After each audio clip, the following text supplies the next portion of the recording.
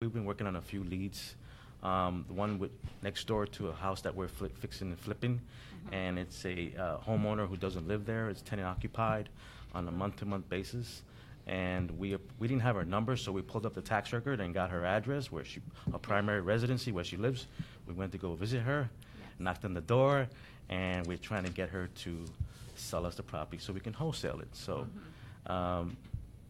she's thinking about selling the property. She actually has two properties, one on Lamora and one on Roger Street in Diggy Hill. So my question to you is, what would be the second step, being that we already approached her and she got our business card? Okay, well, so first off, major kudos. That's awesome. The fact that they had a property, they were aware of the properties around theirs. You did like a lot of awesome things. You took the time frame to look up the owner of the property, your target property in this scenario. Then you found out information about the owner, which was where they lived. I'm assuming here in San Antonio, right? You took the time to physically go out to her address, right? That's huge. Most people don't even do that. So you did that. You initiated a conversation. Were you able to get her phone number? No. Okay. How did that conversation go? What happened? We initially let her know that we're investors and Okay. also an agent. Uh-huh. And we also let her know that a neighbor gave us her information that she was interested in selling. Okay. I got more information from him, knowing that she had no kids. She was tired of picking up. She used to have to drive by and pick up the rent. So I knew she was wanting to sell. Mm-hmm. But when we got to visit with her, she did have a friend with her who seemed Right. to be more concerned about numbers. Right. And You don't encounter scenarios like that. Friends Yeah. and family Well, will protect. Yeah, I think it was a husband, and he kind of threw us a curveball and started asking us, "Where are you from?" And I wasn't ready for that question. I think he picked up on my accent, or our accent, Yeah. East Coast accent. So so he started kind of telling us more about the history of the neighborhood and whatnot. So it kind of threw me off when he asked that question. Yeah. Where are you from? Like, kind it of really letting us matter. know that we weren't locals. Yeah, Been kind of here only thing. a few Yeah, years. yeah. How long you been here? And Yeah. Well, okay. So there's a few things there. Whenever you try and get in contact with anybody, the most important thing is getting the phone number. Phone number is gold, because now you're kind of in the spot where you're trying to get back in contact with them, right? So always try and get the phone number. That's like critical. So you might be like, here's my business card. Can I get your phone number? Or let me send you a quick text so you have my number. That's a way to get their number, So that's important. As far as him asking about where you're from, again, it's a mentality thing, like Juan was saying, where you might have got the impression that he was like, you're over here, I'm over here, you're not local, it's kind of we're not connected. Again, exactly, you might sense that, but don't ever adapt that mentality. Like he was saying earlier, the mentality is, how can we build a connection? Hey, I'm from New York, but I moved here three years ago. I fucking love it here. This is awesome. Actually, your neighborhood is one of the areas that I've fallen in love with because of the trees, this, that, and the other. How long have you been here? Man, I wish I moved here sooner or whatever. Get connected with them, all right? There'll be plenty of times where people have this guard and they try and push you away. That's natural, especially when you just showed up at their door. I mean, that's going to be a normal response. So your approach is to try and connect with them. Building the rapport is building the connection. So having that focus. By that, then they're going to open up to you. Everything that Juan just discussed in this first phone call also could have occurred in this first conversation that you had. Now, you didn't come to this prior, so didn't come prepared, right? But that's all right.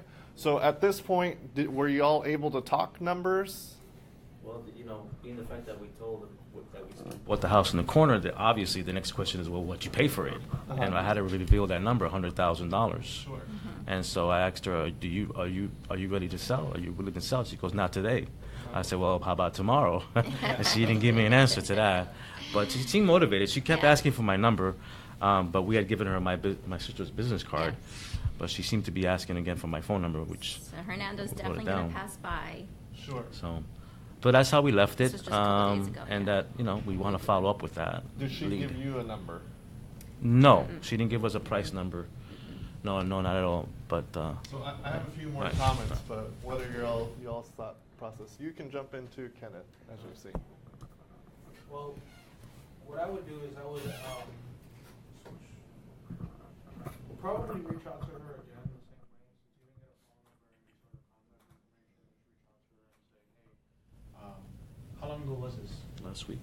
Last week? Mhm. Follow up with her again and say, hey, we're in the neighborhood again, and Mhm. remember, we realized we didn't get your number. Right. You know, and you mentioned that you weren't ready to sell, Mhm. and I just wanted to come out here and see if we could get a contact information, so that way we don't have to keep coming out every single time we need Yeah. to talk. Right. What's your best phone number? Don't What's your best don't ask. Would you mind giving me your number? Just assume she's gonna give it to you because you've already spoken with her already in a couple of times. Okay. And if she says, well, what can you pay for this property or whatever, just say, well, I need to do my numbers. We haven't even really talked that much about, the condition or anything like that. Right. And then, armed with the knowledge that you learned today, have that conversation in person. You know what I mean? It's actually better in person. Yeah. Yeah. It was a timing thing for us because it was actually her boyfriend. Her husband had passed away a few years ago. I got the info from the neighbor. He was kind of closing the door on us, Right. and she's standing there, and her body language was, I'm very interested, but, I'm not interested in pulling the trigger right now. Hmm. So I think, Yeah, that's good. but yeah. So again, that's why the phone number is so critical. Not only do you have the availability to do the follow-up, but also the next time you call, it's just going to be a conversation with you and her. There might be side parties, but it's more of a direct conversation so that you won't have those impediments. Yeah. Additionally, you mentioned a few other things. So you mentioned he asked you how much you paid for the other one. That's fine. Tell him. But that's a completely different house, different yeah. square footage, different repairs. Bed and baths. Bed and bath. So that just because it's sold next door, people use that all the time. By the way. We were ready for that. Oh, see, It she was just- prepared. He was closing the door at the Right. same time. So again, phone number is critical at the beginning. So Okay. because people will cut it off sooner, so you need to get the phone number as soon as you can. Hey, just want to touch base with you, see if you're interested in selling the property, this, that, and the other. You can talk to it. Once you start getting the sense that the window's closing, hey, I don't want to take too much of your time, but I do want to talk to you more about this. I think I can, tell you some things that may be favorable to you or that you may like. What's the best way I can reach you? Or what's your phone number? Can I send you a quick text so you have my number? That's a good disguised way of getting their number. I think the sooner we go back to, Yeah, we'll go the after better, this. because he planted the seed, we planted the seed, so now she has questions. Right. And the longer we wait, Yes. the longer, Speed is important because the longer, Right. correct, the longer you wait on scenarios, the more time they're going to talk themselves out of it. Mhm. They weren't even considering selling really until you came about, right? That Right. became real. yes. But especially when there's other people involved, like family members and friends that are going to discourage them, they have way more clout than you do, so they're going to Right. discourage them. So speed is to your advantage in these scenarios because you want to maintain the idea, the small plant that you Right. planted Okay. to foster it. Those kind of things. Did you have any thoughts or anything? No, I was gonna say what Juan said. Okay, I mean, y'all are just just. to get that, Yes, sir. to get that phone number and then just kind of start that conversation a little bit over again. But I just want to applaud you for even getting that far. Most people don't even get that far, to be honest. Yeah, that's pretty. A lot of people just kind of give up. It's too hard, or Yeah. it's a lot of steps, a lot of extra Right. steps. But Right. It's on the other side of town. Right. Yeah. yeah. Awesome. All right, what's the next one? Well, the next one Is the house, yes, Next neighbor door. right The other next neighbor, door. and you're just taking over that neighborhood. Yeah, you'd be surprised. Step- We step by put a step. Sign outside. Uh-huh. Our sign that we're fixing and flipping. We have a sign says, "We buy houses, we close cash. Okay. 14 days closing." And I like we it. got a call from that sign, the other neighbor. But that one, Francisco. I mean, I don't know. You've got more information on that. Francisco was a neighbor who approached me while I was scraping paint off windows, and he This just- a neighbor came up to you. Yeah, came up Okay, to so me different scenario, right yeah. before an open house, and he asked if I was interested in buying his house. And honestly, at first, I kind of wasn't in the mood. I know You're that like, sounds awful. you said you were scraping paint? Yeah, I was scraping You're like, I'm paint. tired. Yeah, I'm like looking at him because you're the owner. Yeah, I'm the owner. Because he was caught by surprise. Sure. And anyway, he asked if I would be interested, if we would be interested in purchasing his house. And I made the mistake of just blurring out a number because knowing our numbers in the area. So I'm going to quick pause you, okay? I know in that scenario it was probably hot, you've been Yeah. working a long time, those type of things, right? And it is actually very common that you're going to have somebody reach out to you when you're tired, hungry, whatever, right? Right. However, you have to recognize the fact that how much time did you spend just to find this other neighbor, right? All the time, the driving, the conversation. You have worked so hard just to get contact information to one seller, and here's a seller walking up to you, right? So even when you're in those states of mind, recognize that, hey, they just saved you a lot of legwork, and this is ultimately the business that you're trying to develop and the goal you're trying to achieve. So respect that, honor that, and give it the proper level of energy, even if you don't have the energy, so that you can set yourself up for success, okay? Yeah, I made the mistake of throwing a number out. Okay. And I didn't know the square footage. You didn't go inside. And I didn't go inside. I Yeah, did I'm ask him, I said, you need a new roof. I made the mistake of kind of putting down his property. I said, you need a new roof and new windows in that house. And who did the stucco? And how's your foundation? And I was pretty direct, and I was hot. And he said, the foundation is good. That was his response. And he goes, I know I need a new roof. He said, what would you offer me? And I was just thinking of the comps in the area. Roughly, I knew how small it was. I said, 80,000.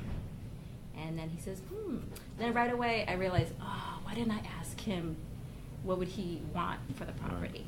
As soon as I said that. And then he said, let me get your name. And I said, okay, I'm also the agent. So he took a photograph of my for sale sign. And then when we did communicate per text, he says, why don't you make me a better offer? So at that point, I found myself, not going out over any other details about the property or anything. And then I said, I think I just said, well, if you're not interested at 80, I can also list it for you. And then I heard crickets after that. I think he said he wants a better price. Okay. So there's a lot of things right there. Yeah. Okay, so does the 80 price point not work? Because you said one of your... He realized that he can get more. Well, I mean, from an investment standpoint in that area. What's like the top that you could pay for that We house? missed on another wholesaler neighbor another wholesale this property, and he wanted 75. He wanted to get in for 85,000. So, But it's like the same type of house. this particular house, Right. given what you know, just Yeah. generally, it doesn't have to be specific, Right. but how much could you have paid for that particular house? Well, we would have paid him for that. Would have, could have. I mean, I would have Would offered he- him 50,000. No. Okay. I mean, what's the most you could pay for that particular Okay. house if you were to... Wholesale it. Yeah. It's you in know the that 80, number? it's in the 80 mark. So your Yeah. your initial offer was It's not- right where it needed yeah, to be. I think so. Yeah. Okay. So there's a few things here. So you mentioned that you made a lot of mistakes. Actually, those weren't mistakes, okay? They were just, yes, you could have done it a little bit different, but every conversation's unique, and you kind of go with the flow of it, okay? So I wouldn't be hard on yourself in that regard, okay? Whenever you present a number, especially in the first conversation, you can say, hey, 80,000. Always give yourself a back door. Hey, 80,000 is what I can pay. You're coming up to me. I haven't walked through the house. I haven't run numbers on your house. I don't even know square footage, like you just told me right now. I don't know square footage. There's a lot of things I don't know. Yeah. But, I'm trying to be upfront with you. I want to give you an idea of a price point. I think 80 will work. And then you go from there. You're right as far as trying to get a number from them first, because that always sets you up better. But if you give a number first, that's okay. That's part of the process. Negotiation is not just one conversation, okay? Negotiation is a series of conversations. So even if you said the wrong numbers or presented an idea over here in conversation number 1, you can always adjust it and switch it for conversation 2 and 3 to adjust it to where you need to be, right? Did you get this guy's phone number? Yes. All right, hey, there you go. Already improving. We text each other, yeah. There you go. So you're already texting. Good morning today, yeah. So, see, you're working it. That's awesome. 80,000, you can always say, hey, I need to go look at it, this, that, and the other. and you always want to ask, does that price point work for you? He said that, you know, give me a better offer. Get a number from him. Do you even have a number from him? No. So that's another key thing that we didn't really mention in the first phone call. When you walk away from the first conversation, you need to know what their number is. So you know how close you are. I followed up with that, and he said, give me a better number. What's your number? Right. Right. Okay. 3 more. Oh, I would have just changed what you said, 80s, Marco. I would have just said I could do high 70s, low 80s, like a range. Yeah, Okay. offering the back door and giving a price range is key, because when you say I might be able to do this, but I gotta check this out, I gotta look at this, I gotta look at that, you know, depending on all the repairs, depending on what my However, contractor says, depending on the square footage, I have to check. Right, so, but off the top of my head, maybe in the 80s. Okay. Or or high 70s. Like Okay. that's And I would say that, price range. I say it could be high 70s, low 80s. I was like, but I physically have to walk the property. Okay. Because I So said the stroke their foundation number could- to I was like, make because them- the foundation could be 5,000 to 10,000. I said, so I always give a range, and then, I mean, when you make them the offer, I'm always gonna go with the lower offer. You know what I mean? But So follow up from him, get their number. If it's close to a reasonable number that you know you can move it, then go look at it. Then you can push the number down lower. You have a couple of excuses like, hey, now I've run my comps, you know, I need to be lower. Hey, I've looked at it, you know, based on rehab, I need to be lower. Hey, I looked at comps and rehab, and I've, you know, reflected, talked to my partner, and we need to be lower. There's a few excuses you can use along this conversation trail to get the number lower. Now, what about them coming out the gate with their top number? Wouldn't it be more advisable? I understand the range thing, but to even go a little bit lower than you need, because it seems like there's always something that's going to come up. Either there's some Definitely. unexpected repair, you know, and we're all learning. I'm glad I'm learning this from you, but it's just like the first thing I thought in my mind is if you came out the gate with the top number, because what if you can't get it, you know, negotiated, or they get stubborn? They're like, well, you said it, you know what I mean? So I could see where Always start good learning. lower. Lower is always going to help you out in this scenario. But in this situation, she was kind of caught off guard, so Yeah. you know she probably just threw that number out there. I'd have been the same way, girl. When I'm tired or hangry, watch out. We're both agents, so I already knew on MLS about the number, and we just bought the house in the corner. Yeah. So I have a range, but I made a big mistake not asking him what he wanted for it. I'll never Well, it's do not that big. You again. still got a Yeah. number and you still got something going, so. Yeah, but the ball's is in his court right now. So your next step is you need to reach out to him, say, hey, you caught me off guard, but I wanted to have a conversation with more attention to you. I've done some homework. I have an idea. I know I mentioned 80, but you know, you can ask him a few questions if you need more answers. But based on what I've looked at, I probably need to be more in the 70s, to be quite honest.